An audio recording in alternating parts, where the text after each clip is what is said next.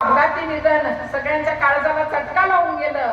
पण मला तुम्हाला सांगायचं आहे की तुम्ही सगळ्यांनी टीव्हीवर बघितलंय की कदाचित अजितदादांचं एवढा भयानक अपघात होता की ओळख पटणं अवघड होतं, पण दादांची ओळख कशानं पडली तर दादांच्या हातातल्या घड्याळानं पडली।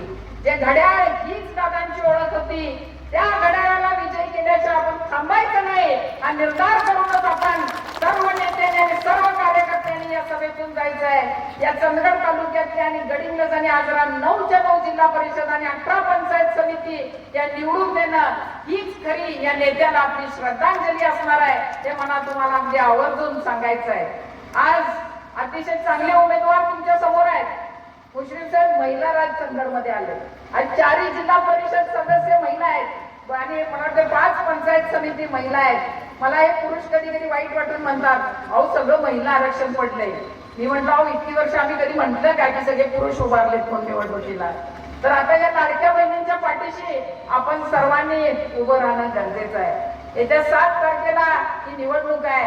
कदाचित विरोधक समोर नाही येणार, ज्याचा उल्लेख उजरचा संतोष तुम्ही केला की हत्ती आणि गवे, मला वाटतं हत्ती आणि गव्यांपेक्षा फार मोठा प्रश्न चंदगड तालुक्यासमोर उभारलेला आहे, त्याचा उल्लेख तुम्ही ओझरला केला। पण ही निवडणूक फक्त जिल्हा परिषद पंचायत समितीची नाही आहे, ही तुमच्या आणि माझ्या स्वाभिमानाची निवडणूक आहे। इथं येणाऱ्या तरुण पिढीच्या पुढच्या भविष्याची निवडणूक आहे की ही पिढी आपली आज कुठे व्यसनाधीन व्हायला लागले। आज कधी नव्हे ते इतका दारू मटक्याचं प्रमाण वाढलंय, ड्रग्ज आपण कधी ऐकले नव्हते चंदगडमध्ये, तर डोंगरवाडीमध्ये नुसते ड्रग्ज नाही तर ड्रग्जची फॅक्टरी सापडते।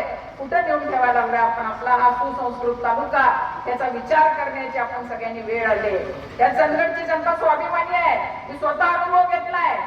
जेव्हा अन्याय होतो त्यावेळी काय काय घडतं, चंदगडचं पोलीस स्टेशन पेटवणारे हात इथंच आहेत आणि एव्हीएस सारखा एक विनाशकारी प्रकल्प जेव्हा या तालुक्यात आला त्यावेळी एवढा प्रचंड कोट्यावधी रुपयाचा प्रकल्प, पण तो हद्द पार करणारी पण चंदगडची जनता आहे, हे सगळ्यांनी लक्षात ठेवलं पाहिजे।